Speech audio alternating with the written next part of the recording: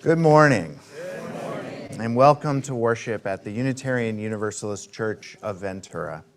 I'm Pastor Erik, minister here at UUCV. I use he, they pronouns, and thank you all for coming out in the rainy weather. Welcome to everyone here in the sanctuary, and welcome to all of you on Zoom, wherever you may be. Whether you've been attending this church for decades or it's your first time here, I am glad you have joined us. This community is a special place that is precisely a special place because it is made up of people with many beliefs, identities, origins, sexualities, and genders, and all are welcome here. It's time for announcements.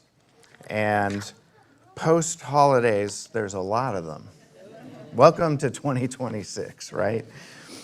So donations for Ride Alliance 805, which is for immigrant families who are challenged by leaving the home because of ICE activity and whatnot, will be gratefully accepted today.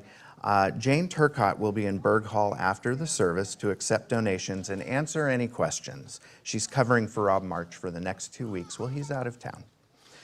The Wisdom Exploration Council is meeting on Sunday, January 11th at 11:30 a.m. That would be next Sunday. If you're excited to be part of shaping our programs, please attend and fill out the form that is linked to in the newsletter. Part of the reason why we're having the Wisdom Exploration Council meeting next week is we're also going to do a practice fire drill. A practice one. Notice it's not a surprise, I'm telling you now. And it will be at the end of the service. And if it's raining, don't worry, you won't have to go outside. It's practice. It's what we're gonna do to get from the chairs essentially to wherever the doors are. So next week there'll be instructions, and I just want to let you know. And if nobody shows up because of the practice fire drill, I'll just put it off for another week. So we can just get it done, or monthly game night is scheduled for Friday, the 9th of January at 6 p.m. in Berg Hall. I have 2 new games I'm bringing that have been approved by my kids. The co-op game Flow, based on the Oscar-winning 2025 movie. It's very fun. And a game called Name That Kitty, which is exactly what it sounds like. Reach out to Phil Wiseman this month if you have any questions, in Rob's absence again. The 5th Tuesday Men's Potluck and Discussion is happening on the 13th, which is not the 5th Tuesday, but it's a makeup date, I guess. So it'll be January 13th, Tuesday at 6 p.m. in Berg Hall. The topic is the impact of childhood on our adult lives. Looking back, how did the child you were shape the man you've become? Discussion will be co-facilitated by Jay Sherman and Gary Zinnick. For questions, contact Gary. Tuesday is our online pub theology at 6 p.m. And the announcement is in the newsletter. Look there for the Zoom link. This Wednesday is a hybrid class on early Congregationalist history. One person showed up last month. Thank you, Diane. And it is in room 3 and on Zoom, and we're going to repeat the topic. So Diane, you'll be an expert if you show up. Everyone else, you'll get to learn about why Congregationalism became a thing. And that is it for the announcements. After the service today, all visitors and guests are enthusiastically invited to stop by the connecting table in Berg Hall, right through the double doors over there. Nearby is the welcome table, where you'll find information about our church and our faith tradition, Unitarian Universalism. And of course, I'm going to remind you to check out UUCV this week, our email newsletter, for all other announcements, of which there are many. Finally, for those who may be new to the church, the section of seats over here on your right, near the open windows, is being maintained as an area for those of us who are more comfortable being around others wearing masks during worship. We gather here today on land first cared for by Indigenous peoples whose stewardship endures across many millennia and generations upon generations. We give thanks for their presence, past, present, and emerging, and we commit ourselves to walking paths of justice, healing, and right relationship. Specifically, we name the Barbareño Ventureño Band of the Chumash peoples who have stewarded their ancestral and unceded territory for at least the last 11,000 years. We honor their ancestors, elders, and descendants as they continue their deep spiritual and cultural connections to these lands and waters. Sacred space is created every time people of goodwill gather. On this first Sunday of the new year, we come together as an act of creation, an act of building beloved community, joined in common cause. Hold each person here today, whether stranger or friend, in your heart, knowing the universal tiredness we all felt in 2025 is replaced with the work of moving toward repair, both moral and political. Let us create the sacred space to do this work.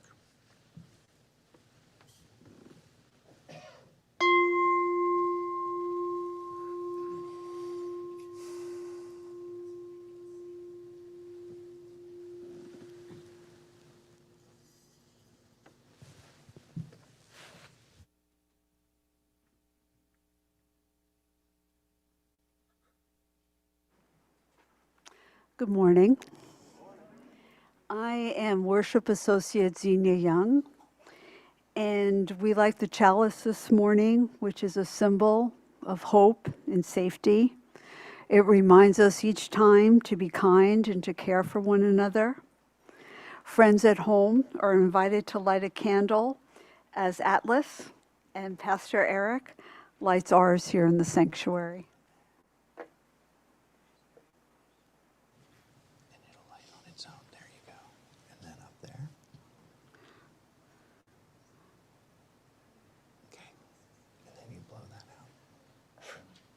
Go. Thank you.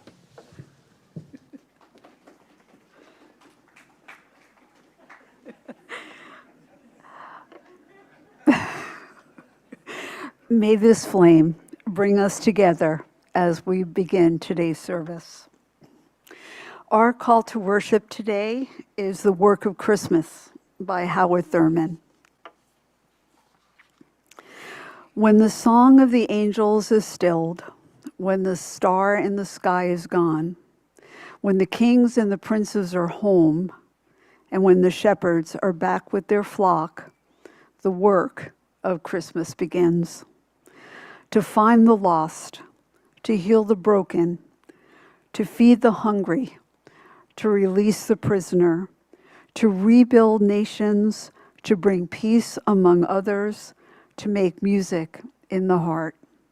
Come, let us worship together.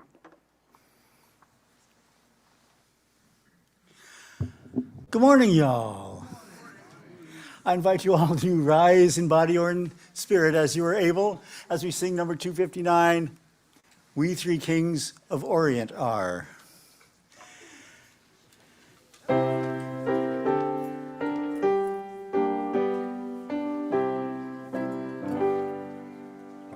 We three kings of Orient are, bearing gifts we traverse afar, field and fountain, moor and mountain, following yonder star.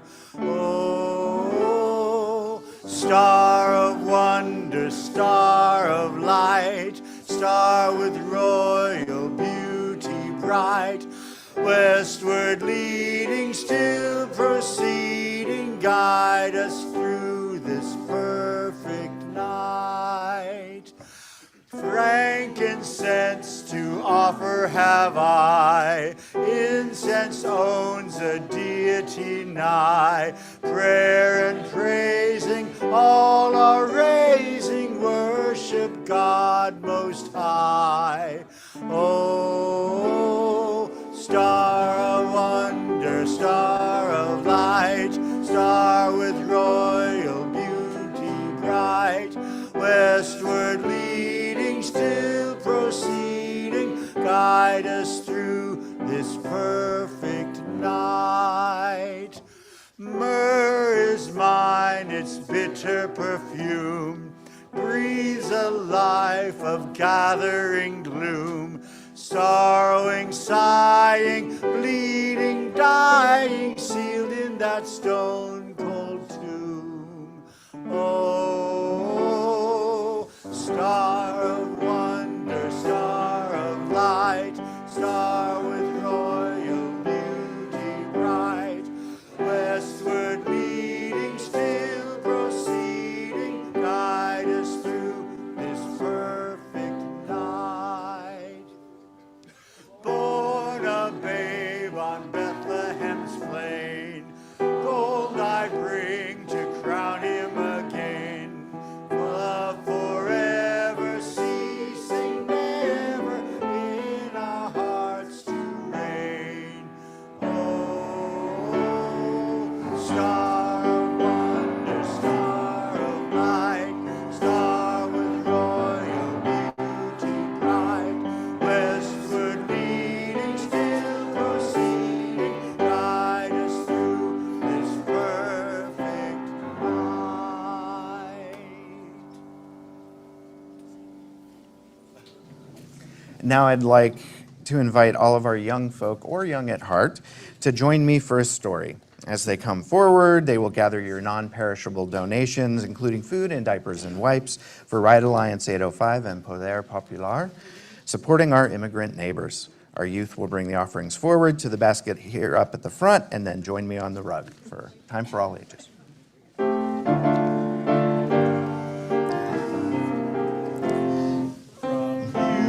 I receive, to you I give. Together we share, and from this we live. From you I receive, to you I give. Together we share, and from this we live.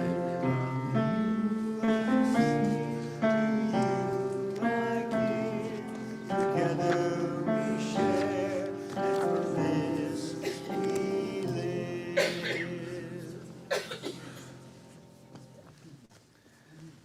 All right, so today's story is a Buddhist wisdom tale that doesn't actually have a name, but it is about going on a journey.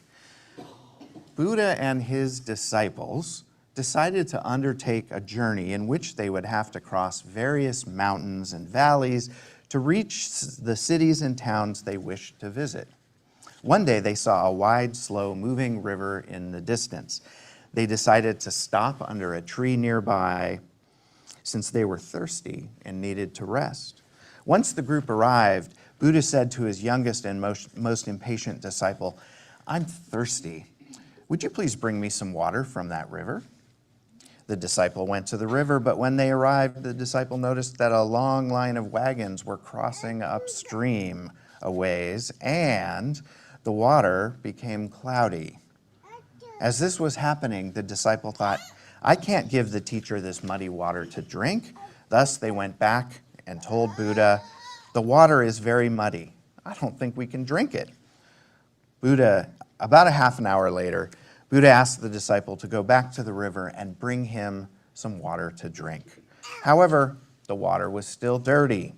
Once the disciple returned, they said to Buddha, "We can't drink that water. We should walk to town and get something to drink." Buddha didn't answer him. However, he didn't make any movement to get up and head back to town either. He just sat there. After a while, Buddha asked the disciple once again to go back to the river and bring him water. As they didn't want to challenge their teacher, the disciple stomped off to the water. They were furious because they didn't understand why they had to keep walking back and forth to the river. Since the water was muddy, the disciple knew Buddha couldn't drink it. When the disciples stood by the side of the river, they saw that the water looked crystal clear. So they collected some in a container and brought it to Buddha. Buddha looked at the water and said to the disciple, "What have you done to clean the water?" The disciple didn't understand the question. It was obvious they hadn't done anything. Buddha looked at him and explained, "You waited and let it be. Therefore, the mud settled on its own, and now the water is clear. Your mind is like that too. When it's muddy, you have to let it be. Give it some time. Don't be impatient. On the contrary, be patient. It'll reach balance on its own. You don't have to make any effort to calm it down. Everything will pass on its own as long as you don't hold on to it. And that is the end of our story. Let's sing our children out to their wisdom exploration classes. If you're new, just follow along with the Bridge of Love, and please own your personal space as it makes you feel comfortable.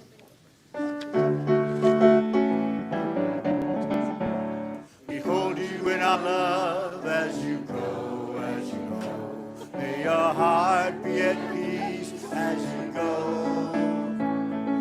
To nurture the spark of your precious life. Behold you in our love as you go. Behold you in our love as you go, as you go. May your heart be at peace as you go. To nurture the spark of your precious life. Behold you in our love as you go.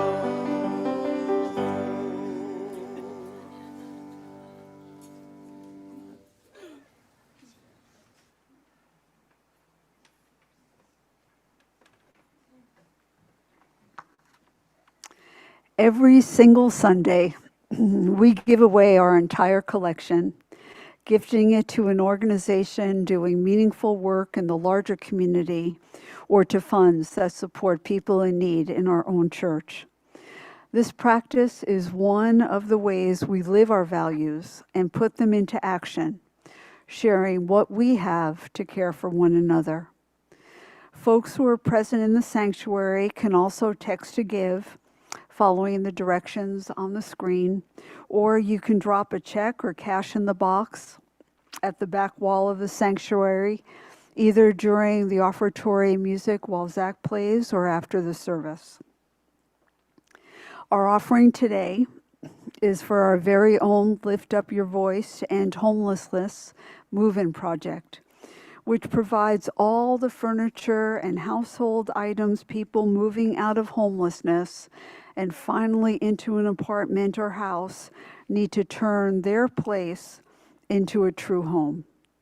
Our team of amazing volunteers got word on Christmas Eve that a mom and dad with 6 children had just that day moved into a new place, but had absolutely nothing. No beds, no kitchen goods, nothing. And it was raining. Still, our team was up to the challenge, and they put together blow-up mattresses, blankets, pillows for the whole family, and enough dishes, silverware, and cups to get the family through the night and into the next day. Then the day after Christmas, the family got a rental truck and came to the storage locker and picked out all the furniture and even wall decor they needed to make their new rooms into a comfortable new home.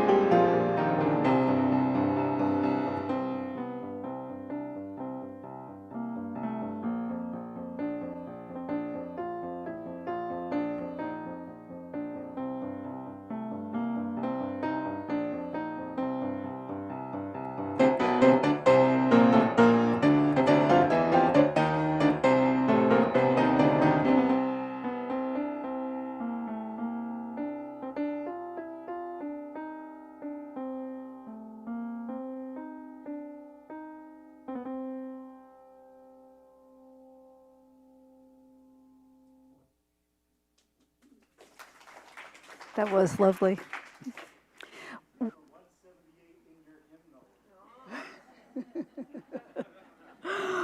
We celebrate the generosity of this congregation, whose giving spirit helps create a world more just and a world more loving.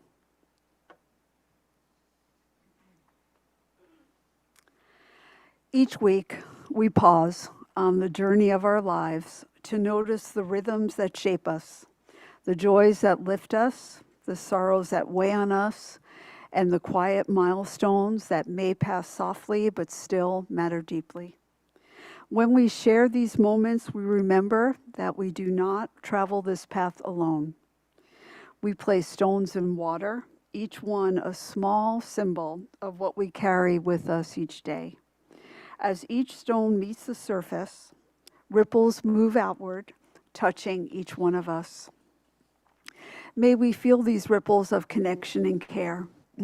And may we continue our journey together with kindness, compassion, and love.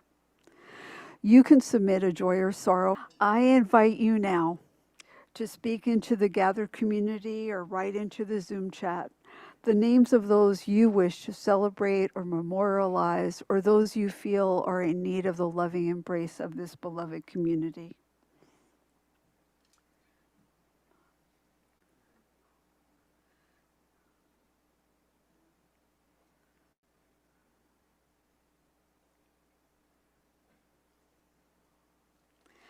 Pastor Erik will now place one final stone in the water for all the joys and sorrows just shared, and for those still unspoken in the silent sanctuary of our hearts. May we be grateful for all that sustains us on this journey of life, and for the ways we remain present for one another in times of joy, in times of sorrow, and in all the spaces in between. Please remain seated as we join each other in singing number 123, Spirit of Life.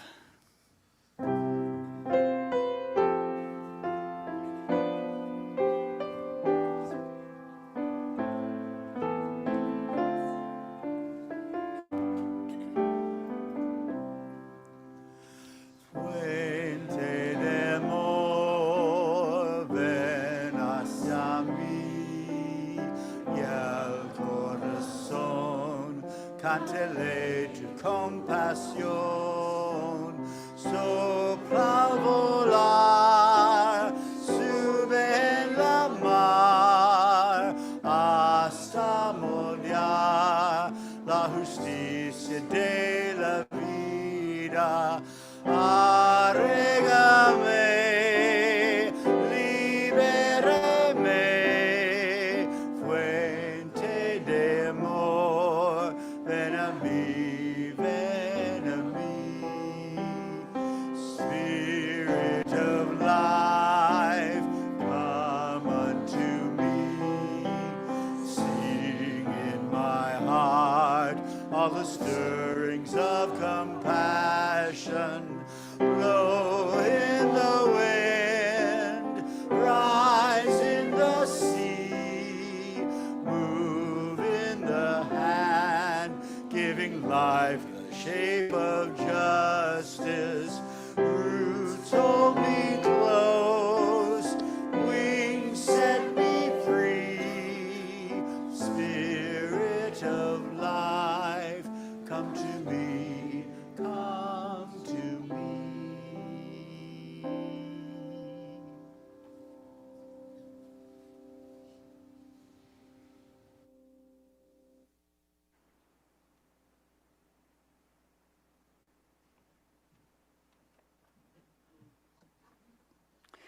Our reading today is a poem by the famous poet T.S. Eliot.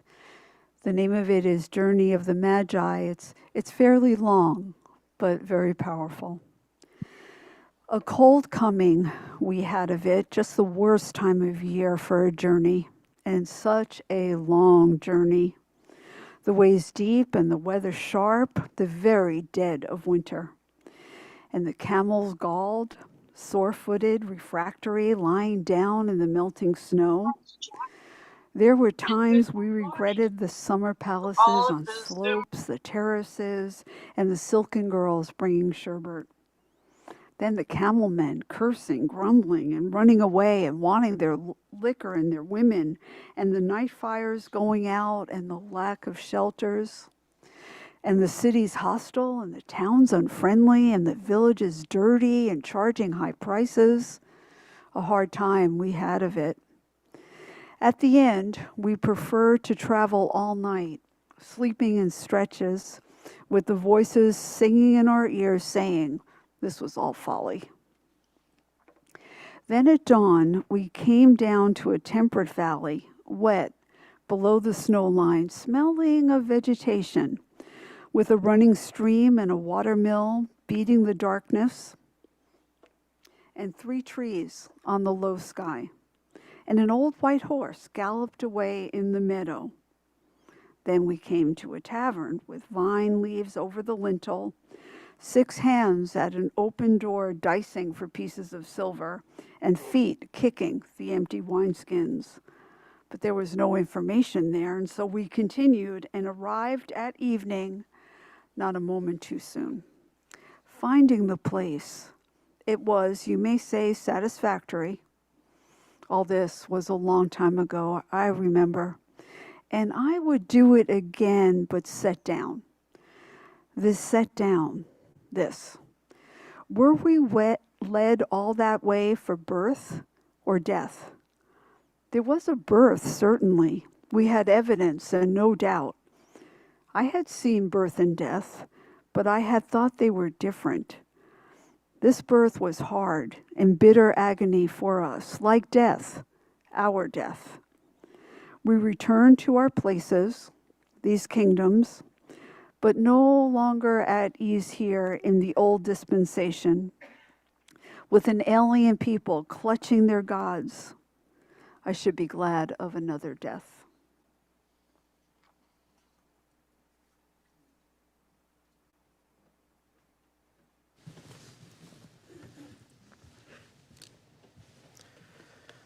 I invite you now into a time of meditation. Meditation is a journey of sorts, taking our mind in directions unknown before we start. Place your feet upon the floor.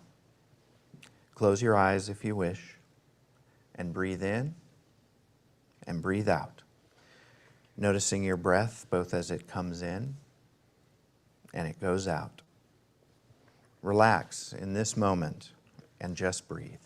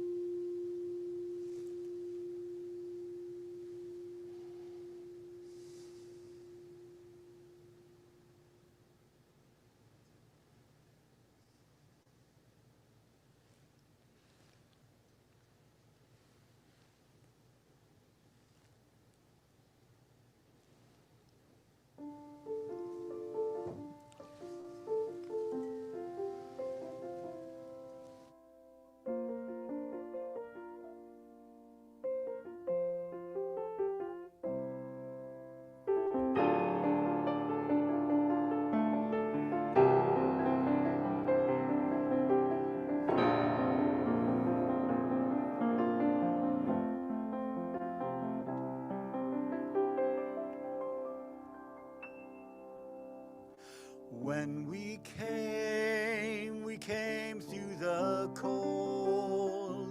We come bearing gifts of gold and frankincense and myrrh, and there were trumpets playing.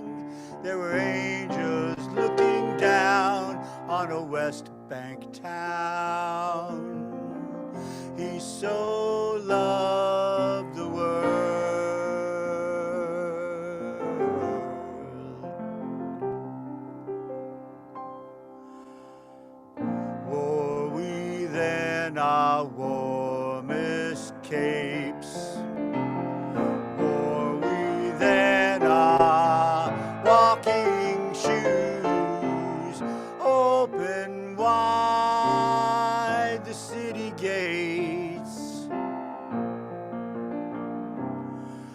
let us through.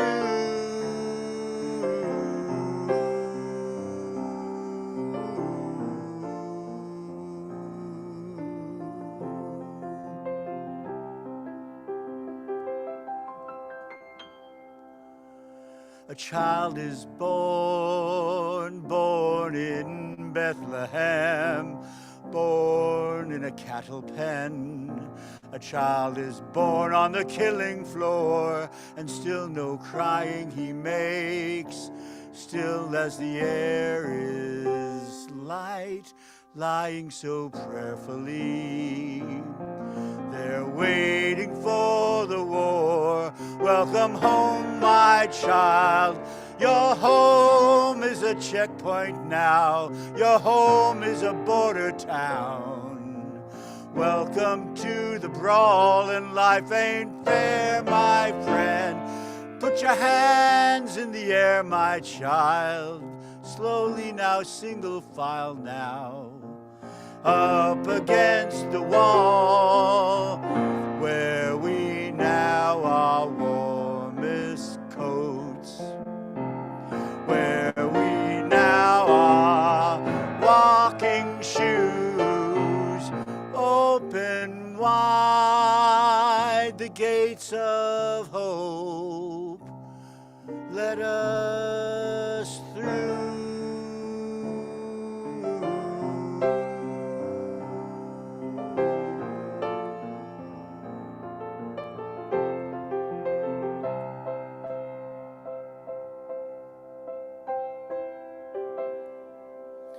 When we came through the cold. We came bearing gifts of gold and frankincense and myrrh, and there were shepherds praying. There were lions laying down with the lambs in a West Bank town. He so loved the world.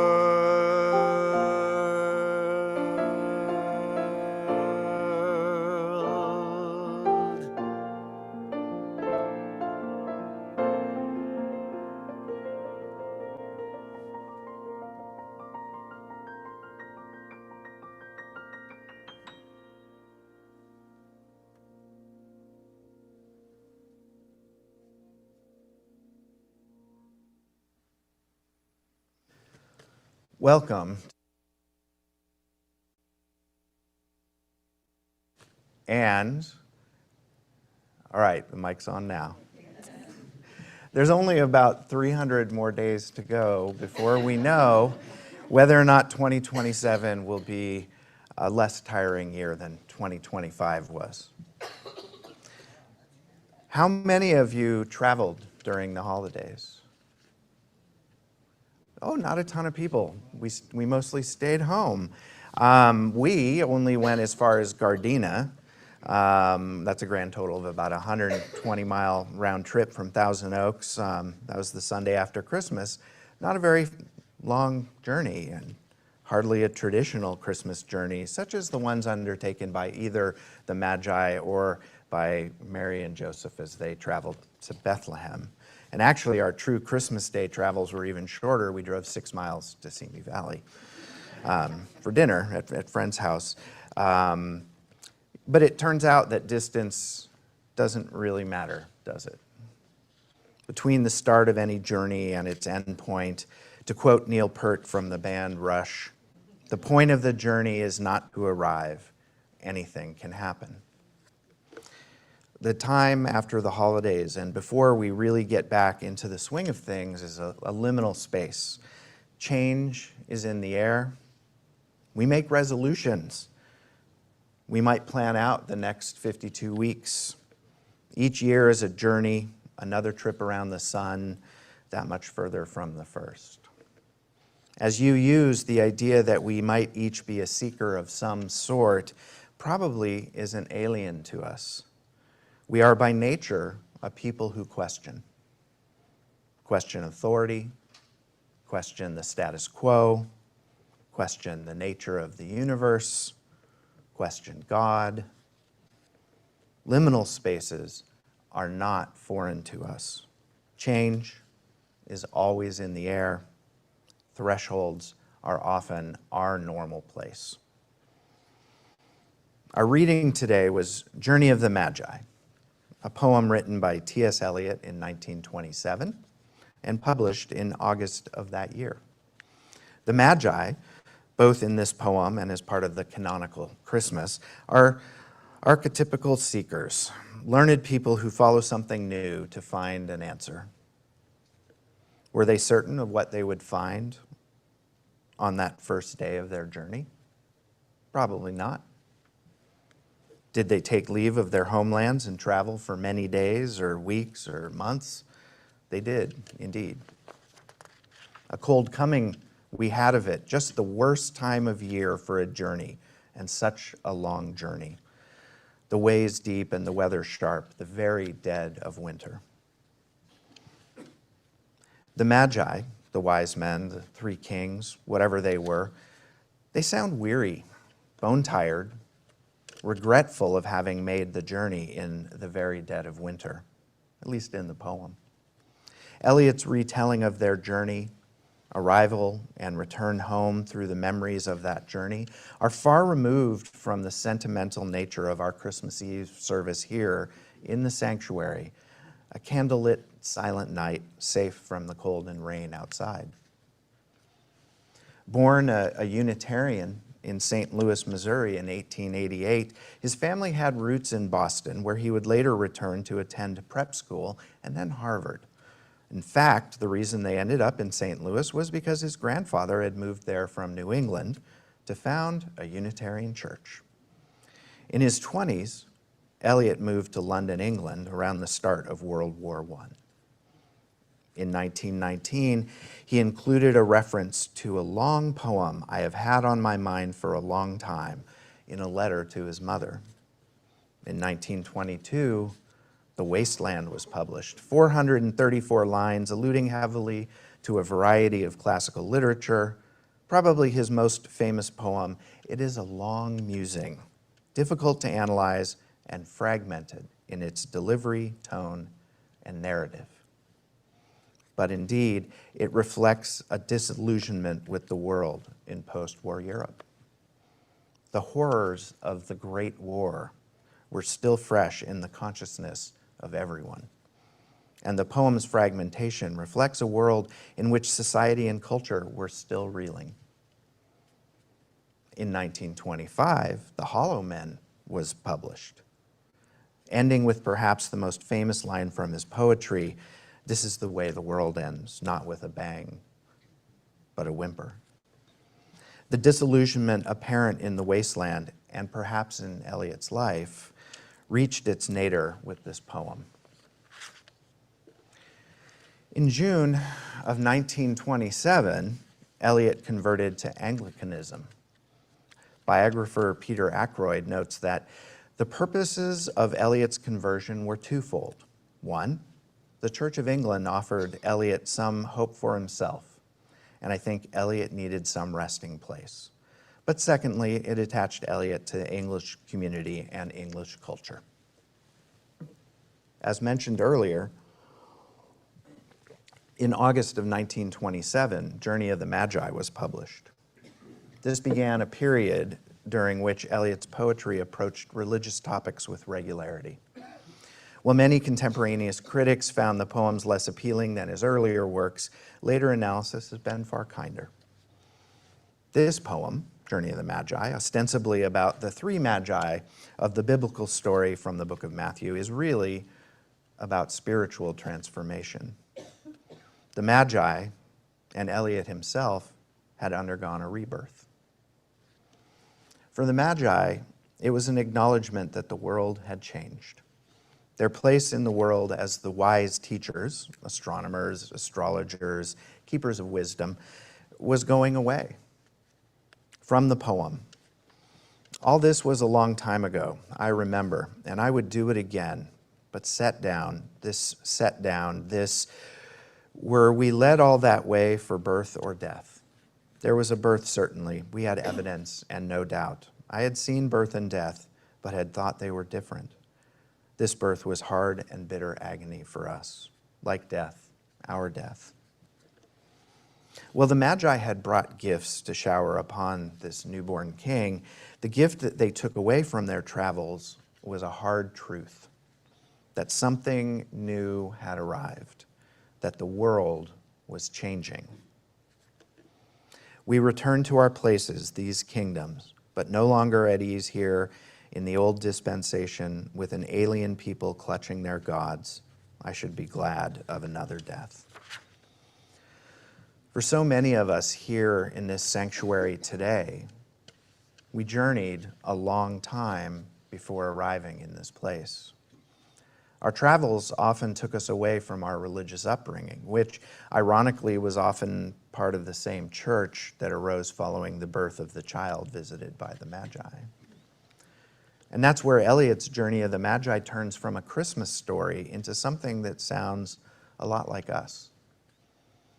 Because the Magi don't return home triumphant. They return unsettled. They return changed. The poem begins with discomfort, cold, delay, complaint, second guessing. Just the worst time of the year for a journey. That feels pretty honest.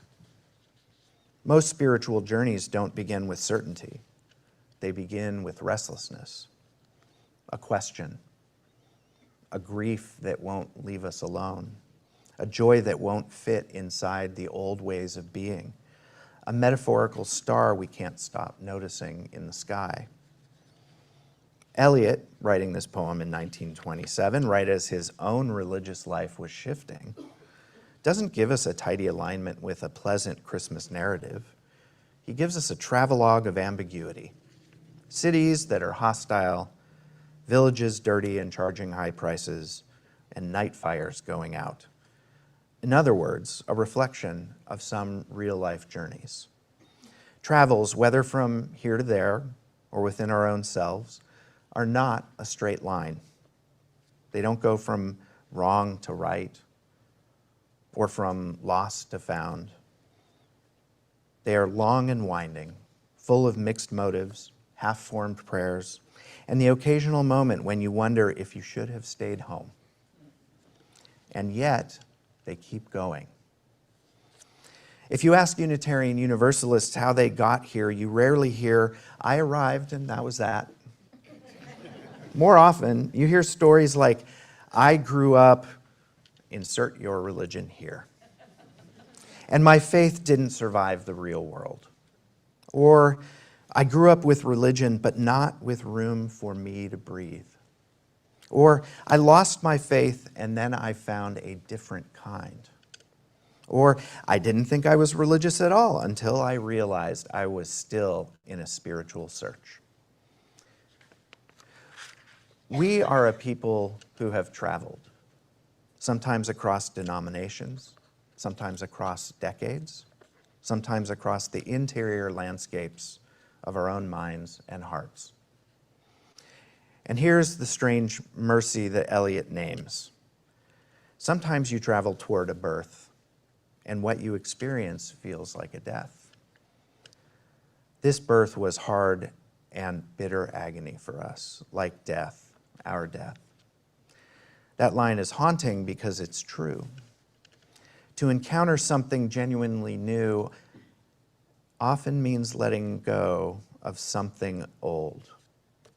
An old fear, an old certainty, an old story about who God is or who we are or what counts as salvation.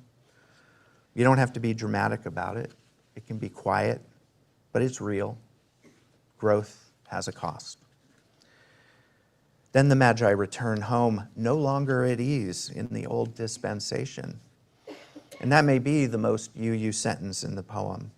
Many of us know what it's like to go back to our own kingdoms, our families, our hometowns, our earlier selves, and realize we don't fit the same way anymore. We haven't stopped loving where we came from, but we have changed. We simply can't unsee what we have seen. We can't unknow what we now know. And that's the heart of it. Unitarian Universalism isn't the end of the road. It's a community for the road, a place where questions are not punished, where wonder is welcomed, where faith can be strong enough to include doubt. We come, each of us, bearing gifts like the Magi did, but not gold, frankincense, and myrrh. Instead, we bring our stories, our scars, our songs, our skepticism, and our hope. And we leave with something we didn't expect. Not a finished answer, nor the end of the road, but a transformed life that sees the journey for what it is. So if your path here has been long, if it has had wrong turns and winter weather, take heart. The journey itself may be the blessing. The star doesn't always lead where we think it will, but it does lead somewhere real. May it be so. Blessed be, and amen.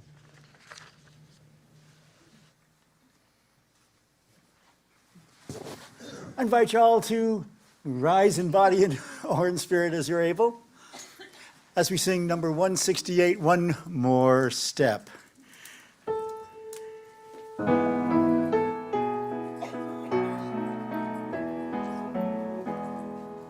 One more step, we will take one more step, till there is peace for us and everyone. Take one more step, one more word, we will say one more word, till every word is heard by everyone. We'll say one more word, one more prayer.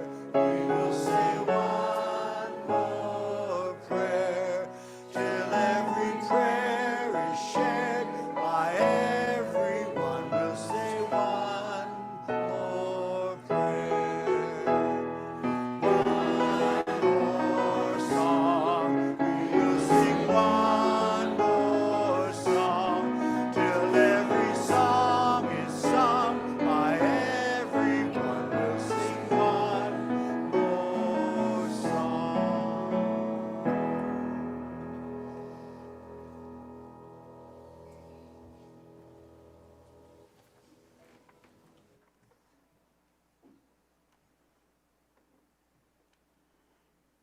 I'm waiting for the words to be up on the screen. There it is. Okay, please join with me as we read the words on the screen. We extinguish this flame, but not the light of truth, the warmth of community, or the fire of commitment, those we carry into our lives until we are together again. After the service, we hope everyone, one and all, will stay and join us in Burke Hall, our community room, for coffee, tea, bagels, and conversation. If this is your first time here, a very special welcome. Just follow the crowd. And if you are visiting, we would especially love to meet you at the connecting table, say hello, or at the welcome table, where there'll be information about this faith and about our congregation. Each week, we leave this sanctuary and head out into the world. This Sunday, we leave this sanctuary to begin our journey through another year.